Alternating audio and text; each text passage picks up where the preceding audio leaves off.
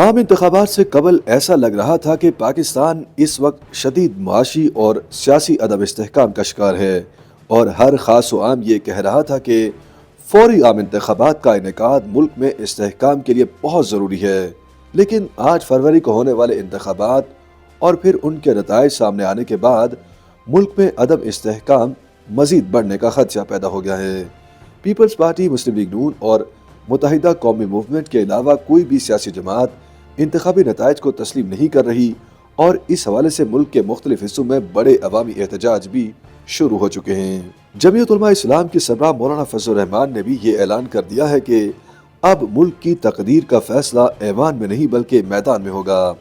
اس سے پہلے Pakistan Tehreek Insaf, G D A, Jamaat Islami اور اے این پی سمیت دیگر جماعتیں بھی بھرپور احتجاج کر رہی ہیں، اور امکان یہ ظاہر کیا جا رہا ہے کہ آنے والے دنوں میں اس احتجاج میں شدت آئے گی۔ سیاسی حلقوں میں اب یہ سوال بھی زیر بحث ہے کہ کیا مسلم لیگ نون، پیپلز پارٹی اور ایم کیو ایم کی اتحادی حکومت کے قیام کے بعد ملک میں استحکام آئے گا۔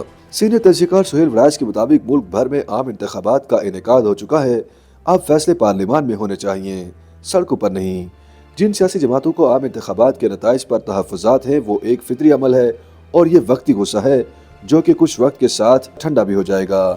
اس وقت پارلیمان کو مضبوط کرنا وقت کی ضرورت ہے، اور ملک میں استحکام پارلیمان کو مضبوط کرنے سے ہی آئے گا۔ نون لیگ، پیپلز پارٹی اور ایم کیو ایم کا حال ہی میں اتحاد رہ چکا ہے۔ اگر مقتدرہ کا ساتھ ہوا تو امید ہے کہ یہ اتحاد مزید 5 سال تک برقرار رہے گا۔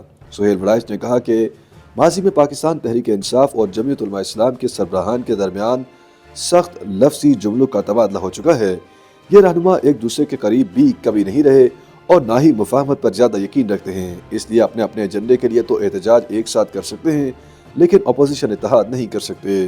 سینئر تجزیہ کار انصار عباسی کے مطابق ہر عام انتخابات کے بعد دھاندلی کے الزامات عائد کیے جاتے ہیں، احتجاج ہوتے ہیں، لیکن حکومت کی تشکیل اپنے وقت پر ہو ہی جاتی ہے۔ اس مرتبہ دھاندلی کے الزامات میں زیادہ شدت ضرور ہے، اور ہو سکتا ہے کہ لانگ مارچ بھی ہو جائے، لیکن یہ حکومت کی تشکیل میں رکاوٹ نہیں بنے گا۔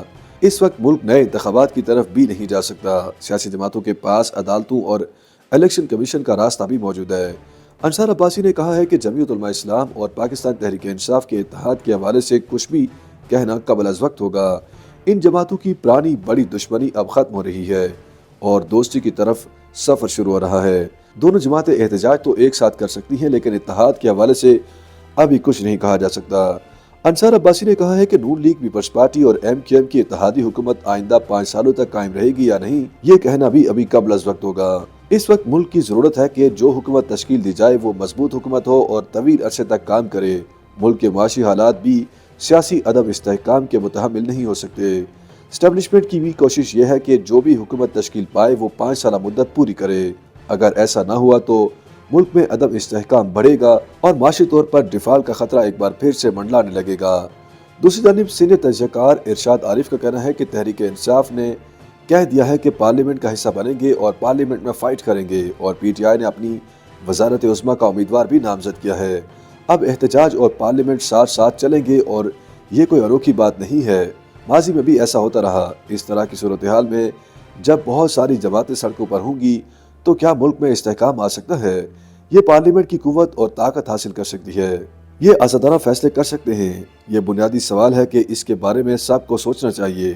اس بارے میں بہت زیادہ جو ذمہ داری ہے وہ الیکشن کمیشن کی ہے، جس نے الیکشن کرائے لیکن منصفانہ اور آزادانہ شفاف الیکشن نہ کرا سکا۔ الیکشن نتائج پر سب کو تحفظات ہیں۔ ارشاد عارف نے کہا کہ الیکشن کمیشن اور عدالتوں کو اپنی ذمہ داری پوری کرنی چاہیے تاکہ الیکشن کمیشن اور عدالتوں پر عوام کا اعتماد بحال ہو۔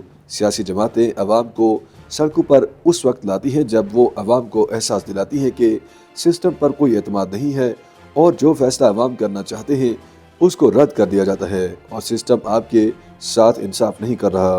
انہوں نے کہا ہے کہ میرے خیال میں اس وقت بھی الیکشن کمیشن اور عدالتوں کے پاس وقت ہے کہ وہ امیدواروں کی الیکشن نتائج کے حوالے سے شکایات کا ازالہ کریں اور میرٹ پر فیصلے دیں۔ عدالتوں کو بھی الیکشن کمیشن کی معاونت کرنی چاہیے۔